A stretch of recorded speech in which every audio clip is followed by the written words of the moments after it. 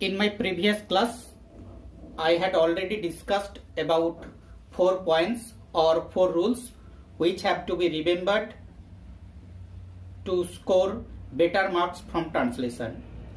Translation থেকে আরও ভালো নম্বর পাওয়ার জন্য আমার আগের ক্লাসে 4টি নিয়মের কথা উল্লেখ করেছিলাম। এই 4টি নিয়মের মধ্যে 1 নম্বর, 3 নম্বর এবং 4 নম্বর নিয়ম আলোচনা করে ফেলেছি। আজকের ক্লাসে আমরা 2 নম্বর নিয়মকে আরও বিস্তারিত করে আলোচনা করব। এই 2 নম্বর নিয়ম কি বলা ছিল? Construct the sentence one by one following grammatical rules. বাক্যটাকে এক এক করে গঠন করব ব্যাকরণ বিধি মেনে। যখন আমরা বাংলা থেকে ইংরেজিতে ট্রান্সলেশন করব, সেই বাংলা বাক্যটাকে এক এক করে সাজিয়ে নেব। এই সাজানোর আগে আমরা একটা কাহিনী দেখে নেই। বাঙালি পরিবারের ফটো ফ্রেম, যখন আমরা বাঙালি পরিবারের ফটো ফ্রেম করি তাকে কিভাবে সাজিয়ে নিই। যদি পরিবারটি অপেক্ষাকৃত ছোট হয় তাহলে সেক্ষেত্রে কে থাকে? বাবা, মা, সন্তান সন্ততি। প্রথমে বাবা, তারপরে মা, তারপরে সন্তান সন্ততি। পরিবারটা যদি একটু বড় হয় তাহলে সেখানে কে থাকে? বাবা, মা, সন্তান সন্ততি ও বাড়ির অন্যান্য সদস্যরা। কিন্তু মাথায় রাখতে হবে, এই অন্যান্য সদস্যদের মধ্যে যদি দাদু ঠাকুমা থাকে তাহলে আমরা কি করি? আগে দাদু ঠাকুমা প্রথম সারিতে, তারপরে বাবা, মা, সন্তান সন্ততি, তারপরে বাড়ির অন্যান্য সদস্যরা। ঠিক একইভাবে এটাকে আমরা আমাদের গ্রামাটিক্যাল নিয়মের মধ্যে ফেলে দেই।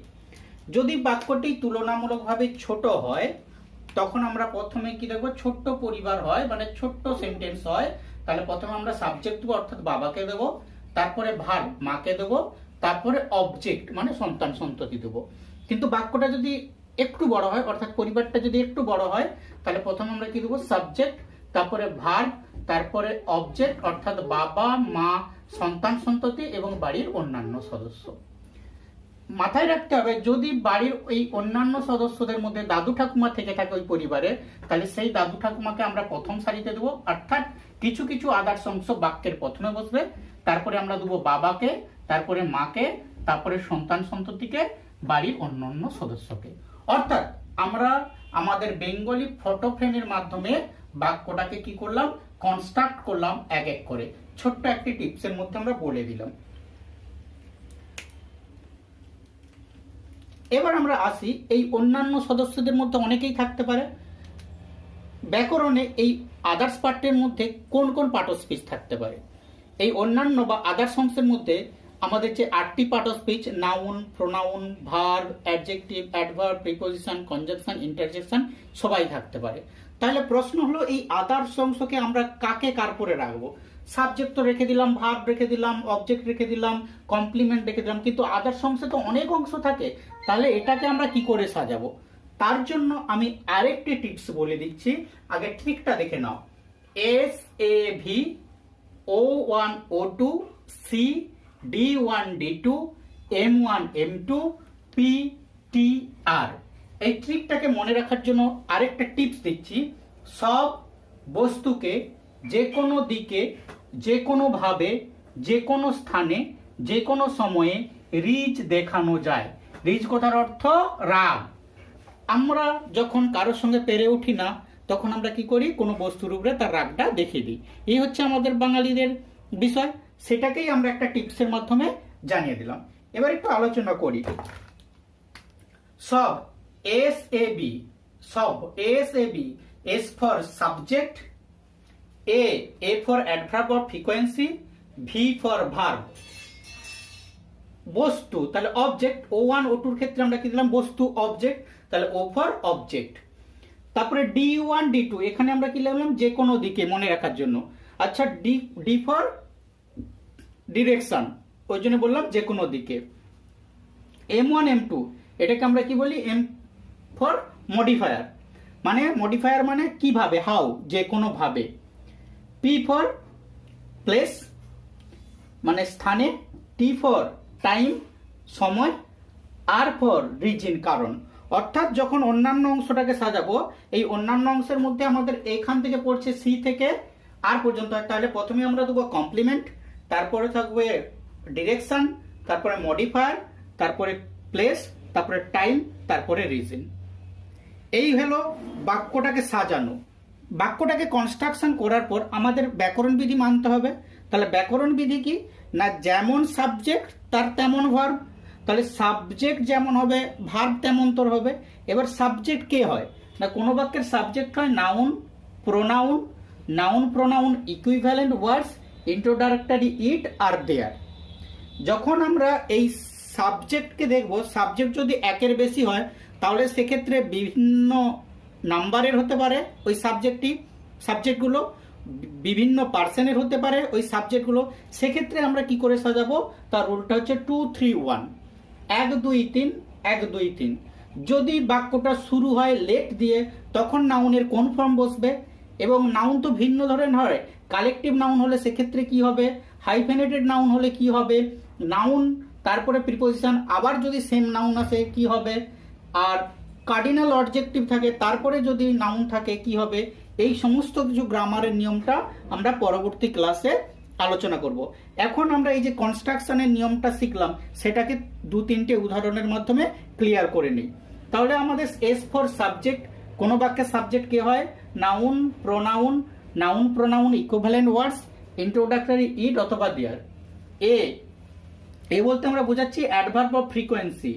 অ্যাডভার্ব অফ ফ্রিকোয়েন্সি কারা হয়, ইউজুয়ালি, নর্মালি, হার্ডলি, লিয়ারলি, আরো অনেকে। এরা অ্যাডভার্ব কাদেরকে বলে না, অ্যাডভার্ব যে কোনো মানে কোনো না কোনো ওয়ার্ডকে করবে কি ক্ল্যারিফাই করবে। তাহলে যে ওয়ার্ডকে ক্ল্যারিফাই করবে অ্যাডভার্ব ঠিক তার আগে বসবে। এবার এই অ্যাডভার্ব অফ ফ্রিকোয়েন্সি কাকে ক্ল্যারিফাই করে, ভার্বকে। তাই আমরা সাধারণত অ্যাডভার্ব অফ ফ্রিকোয়েন্সিকে ভার্বের আগে দিই। তারপরে ভার্ব দু ধরনের হয়, অক্সিলারি মেন, আগে আমরা অক্সিলারি ভার্ব বসাবো তারপরে মেন ভার্ব বসাবো। ও ফর অবজেক্ট, অবজেক্ট দু ধরনের হয়, একটা ইনডাইরেক্ট অবজেক্ট, একটা ডাইরেক্ট অবজেক্ট। ইনডাইরেক্টকে আমরা বলি ব্যক্তিবাচক আর ডাইরেক্টকে বলি বস্তুবাচক। অর্থাৎ যে অবজেক্টগুলো বস্তু থেকে আসে তাদেরকে আমরা বলি ডাইরেক্ট অবজেক্ট, আর যে অবজেক্টটা ব্যক্তি থেকে আছে তাকে বলি ইনডাইরেক্ট অবজেক্ট। একটা উদাহরণ সহযোগে আলোচনা করি। He gave me a pen. তাহলে হি সাবজেক্ট, ভার্ব কাকে দিয়েছিল, আমাকে দিয়েছিল, অবজেক্ট কি দিয়েছিল, পেন দিয়েছিল, অবজেক্ট। তাহলে এই বাক্যটির মধ্যে দেখতে পাচ্ছি দুটো অবজেক্ট আছে।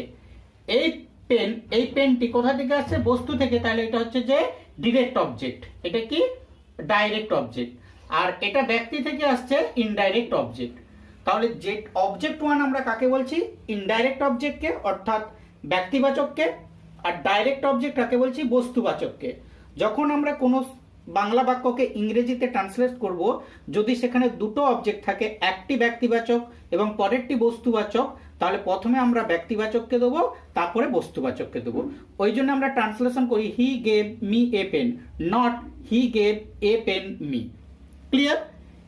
এই হলো সাবজেক্ট, ভার্ব, অবজেক্ট। এরপরে আসি কমপ্লিমেন্ট। কমপ্লিমেন্ট জিনিসটা কি, কমপ্লিমেন্টের বাংলা অর্থ হলো পরিপূরক। পরিপূরক, পরিপূরক ব্যাপারটা একটা উদাহরণ সহযোগে আলোচনা করি না। যখন কোনো অবজেক্ট বাক্যের অর্থটাকে সম্পূর্ণ করতে পারে না, তখন আমরা কি করি, আরেকটি ওয়ার্ড ওই অবজেক্টের পরে বসাই, যাতে ওই ওয়ার্ডটি বাক্যটির অর্থ সম্পূর্ণ করে। তখন আমরা ওই শব্দটিকে কমপ্লিমেন্ট বলি। যেমন উই মেড হিম। তাহলে এখানে subject we, made verb, him object, আমরা তাকে পরিণত করেছিলাম। স্বভাবতই প্রশ্ন আসবে আমরা তাকে কি পরিণত করেছিলাম। এই বাক্যটার অর্থ স্বয়ং সম্পূর্ণ হচ্ছে না। এখানে যদি একটা ওয়ার্ড লিখে দেই প্রেসিডেন্ট, আমরা তাকে প্রেসিডেন্ট করেছিলাম, তাহলে এই যে প্রেসিডেন্ট ওয়ার্ডটা গোটা বাক্যটাকে সম্পূর্ণ করছে, তাই এই প্রেসিডেন্ট হলো কমপ্লিমেন্ট। কমপ্লিমেন্ট কোনোদিনও অবজেক্ট হতে পারে না, কারণ এই কমপ্লিমেন্টের কি স্থান, কাল, পাত্র থাকে না। কারণ প্রেসিডেন্ট বলতে আমরা ওই সভাপতির পদটাকে বলছি, অ্যাবস্ট্রাক্ট থিংটাকে বলছি। এরপরে আসি ডি, ডিরেকশন। অর্থাৎ ডিরেকশন দু ধরনের হয়, D1 D2, মানে কোথা থেকে কোথা পর্যন্ত। তাহলে প্রথমে আমরা দেবো থেকে, তারপরে দেব পর্যন্ত। এম মডিফায়ার, মডিফায়ার কিভাবে বসে, যদি মডিফায়ার হাউ কিভাবে, আর উইথ হুম কার সাথে, এটা দেওয়ার পর আমরা পি দেব প্লেস, টি দেব টাইম, আর দেব রিজন। কিন্তু আমাদের মাথায় রাখতে হবে এই টাইম মানে সেই আদার্স বা সেই দাদু ঠাকুমা অন্যান্য সদস্যদের মধ্যে যারা কি হয় বাক্যের শুরুতে বসে, অর্থাৎ টাইম বাক্যের শুরুতে বসতে পারে অথবা এই বাক্যের শেষের দিকে পিটিআর এর মধ্যে বসতে পারে, সেটা টাইম টু টাইম চেঞ্জ হয় ওয়ার্ড ভেদে। প্রথম উদাহরণ, আমি সাধারণত মায়ের সঙ্গ পাওয়ার জন্য দুপুর 2টোর সময় রান্নাঘরের মেঝেতে বসে ভাত ও সুগন্ধি সম্বর খেতাম। এই বাক্যটিকে ইংলিশে ট্রান্সলেশন করার সময় আমরা প্রথমে খুঁজে নেব ভার্ব কি, মানে কার দ্বারা কাজ করা বোঝাচ্ছে। খেতাম এটা হচ্ছে ভার্ব। এবার ক্রিয়াকে কাকে বা কে দিয়ে প্রশ্ন করলে আমরা কি পাই, কর্তা। কে খেত, আমি, সাবজেক্ট। তাহলে আমাদের সাবজেক্ট হলো, ভার্ব হলো। এরপর এখানে রয়ে যাচ্ছে অ্যাডভার্ব অফ ফ্রিকোয়েন্সি।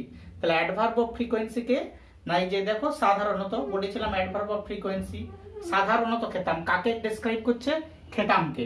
তাহলে এটা হলো এডিভি, অ্যাডভার্ব অফ ফ্রিকোয়েন্সি। এবার আমাদের রয়ে গেল অবজেক্ট। অবজেক্ট কি খেতাম, ভাত ও সুগন্ধি সম্বর, অবজেক্ট। এই বাক্যের মধ্যে কোনো কমপ্লিমেন্ট নাই, ডিরেকশন গতিও নাই, M1 M2 মডিফায়ার কিভাবে কার সাথে, দেখো কিভাবে নাই কিন্তু কার সাথে আছে, তাহলে মায়ের সাথে, এটা হলো কি আমাদের M2। তারপরে কি বলেছিলাম, পিটিআর কোথায় খেতাম, রান্নাঘরের মেঝেতে বসে, পি। তারপরে কি আছে, টি কখন খেতাম, দুপুর 2টোর সময়, এটা হচ্ছে টি। আর তারপরে রিজন, রিজন মানে কি কারণ, কেন না মায়ের সঙ্গ পাওয়ার জন্য, তাহলে এটা হচ্ছে আমাদের আর। এবার আমরা সুন্দরভাবে ট্রান্সলেশন করলে এক এক করে। তাহলে প্রথমে আমরা সাবজেক্ট বসাবো আই, খেতাম, খেতাম যেহেতু এটা কোন টেন্স নির্ধারণ করছে, পাস্ট টেন্স, এট। কিন্তু আমরা কি বলেছিলাম যে অ্যাডভার্ব অফ ফ্রিকোয়েন্সি ঠিক ভার্বের আগে বসবে, তাহলে সাধারণত নরমালি, আই নরমালি এট। এবার অবজেক্ট কি, ভাত ও সুগন্ধি sambar, I normally ate rice and aromatic sambar, aromatic sambar object হয়ে গেল। এবার সি নাই, D1 D2 নাই, M1 নাই কিন্তু M2 আছে, তাহলে আমরা কাটলাম, প্রথমে কাকে কাটলাম,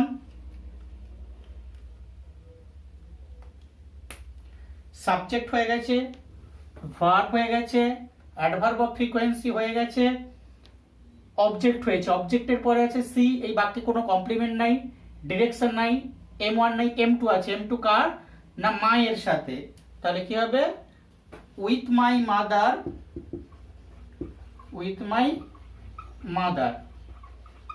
এবার কি রয়েছে,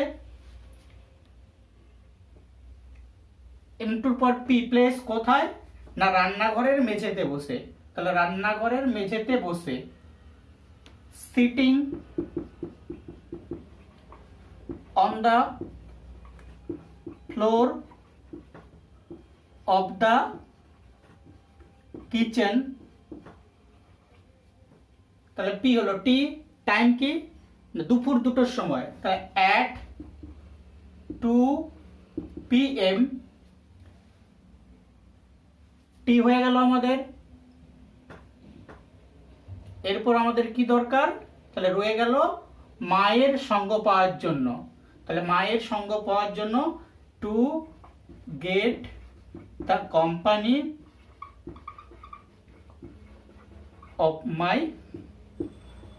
মাদার। তাহলে আরেকবার দেখে নেই, সাবজেক্ট আই, তারপরে ভার্ব খেতাম এট, কিন্তু এখানে অ্যাডভার্ব অফ ফ্রিকোয়েন্সি থাকার জন্য নরমালি, আই নরমালি এট, কি খেতাম, object rice and aromatic rice and aromatic sambar, ভাত এবং সুগন্ধি সম্বর। এবার এখানে কোনো সি নাই, D1 D2 নাই, কিন্তু M2 ছিল কার সাথে না উইথ মাই মাদার। তারপরে প্লেস কি sitting on the floor of the kitchen, ঠিক টাইম কি at 2 PM to get the company of my mother.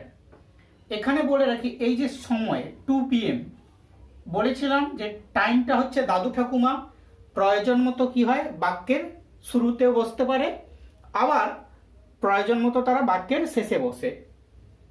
তাহলে এখানে যখন পয়েন্ট অফ টাইম থাকবে তখন আমরা PTR অর্থাৎ বাক্যের শেষের দিকে, যখন পিরিয়ড অফ টাইম থাকবে অর্থাৎ টাইমটা অপেক্ষাকৃত বড় তখন আমরা বাক্যের প্রথমের দিকে বসাবো।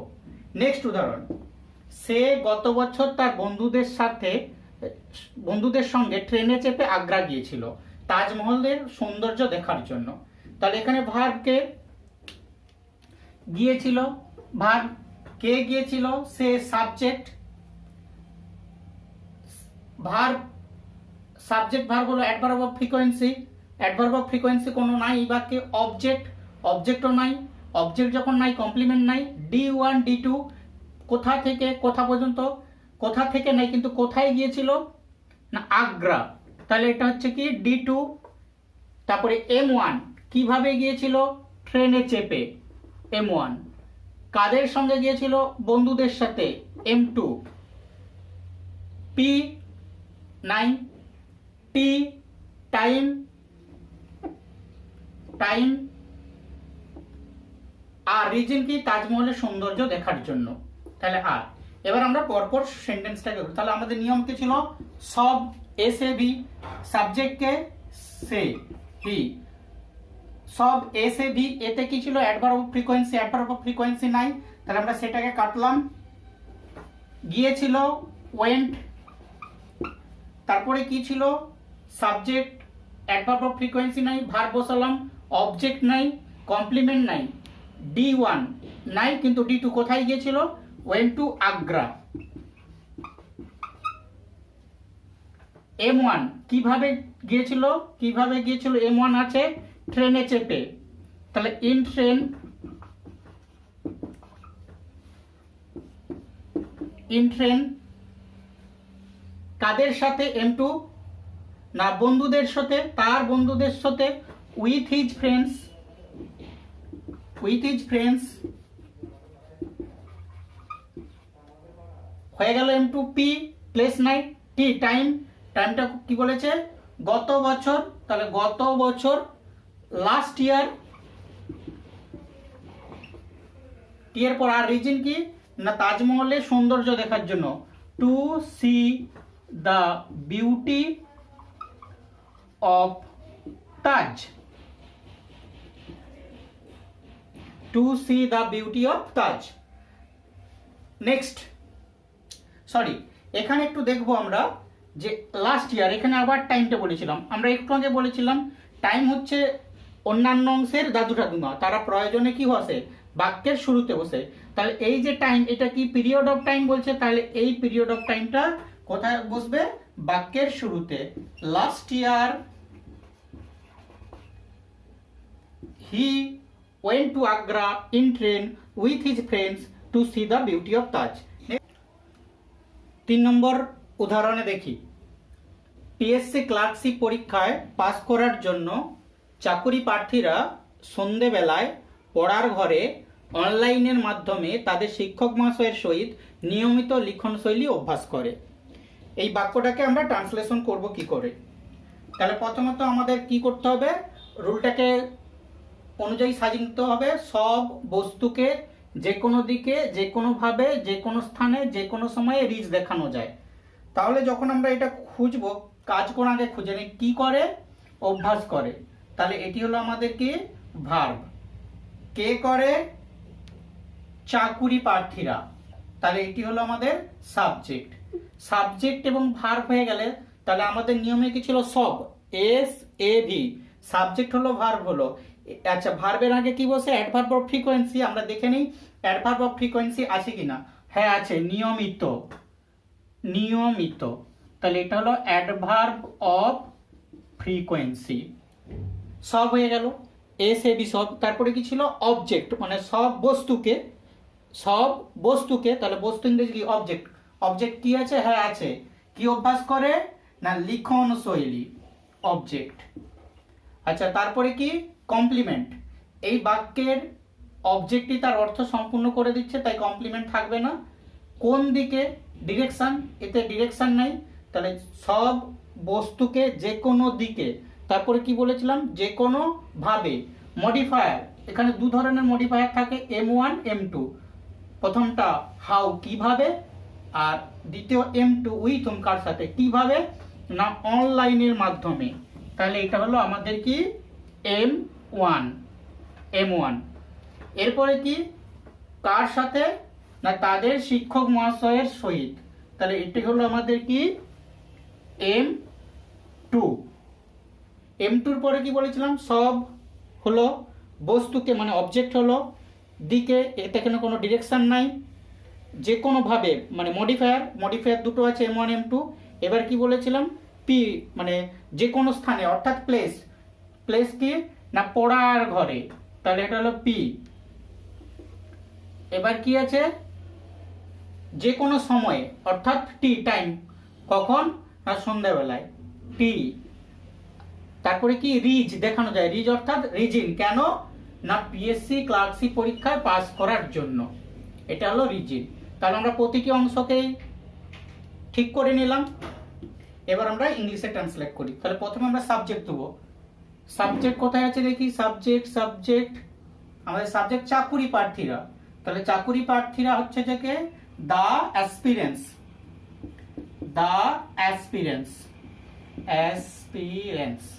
চাকুরি করতে। ভার্ব, অভ্যাস করে, কিন্তু তার আগে আমরা ছিল অ্যাডভার্ব অফ ফ্রিকোয়েন্সি। তাহলে অ্যাডভার্ব অফ ফ্রিকোয়েন্সি কি? না নিয়মিত, রেগুলারলি। এস হলো, এ হলো ভি কি? অভ্যাস করে, প্র্যাকটিস। তাহলে আমাদের সাবজেক্ট হলো, ভার্ব হলো, অ্যাডভার্ব হলো, সব হয়ে গেল। এবার কি ছিল? বস্তুকে। তাহলে বস্তু কি? অবজেক্ট, লিখন শৈলী, রাইটিং স্কিল। তাহলে আমরা কাটলাম, সব বস্তু হলো, যে কোনো দিকে, এখানে কোনো দিকে নাই, যে কোনো ভাবে। হ্যাঁ মডিফায়ার আছে দুটো, একটা M1 M2। তাহলে M1 কি?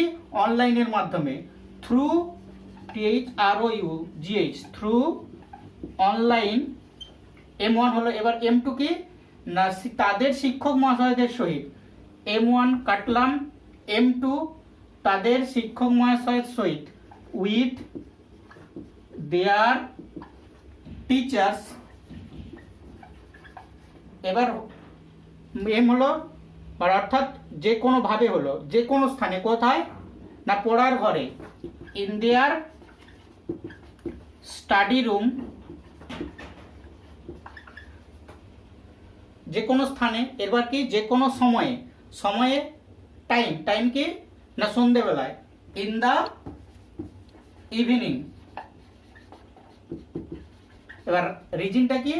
না টু ক্লার্কশিপ পরীক্ষায় পাস করার জন্য, to pass in the PSC clerkship exam. আচ্ছা, আমরা বলেছিলাম আদার্স অংশের মধ্যে টি, সময় হচ্ছে দাদু ঠাকুমা, যারা প্রয়োজনে কি হয়? বাক্যের শুরুতে বসে।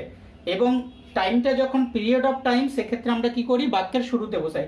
দেখো এখানে ইন দা ইভিনিং, এটা period of time, point of time নয়, তাই পিরিয়ড অফ টাইমের জন্য এই অংশটা কোথায় চলে আসবে? বাক্যের শুরুতে। In the evening the aspirants regularly practice writing skill through online with their teachers in their study room to pass in the PSC clerkship exam.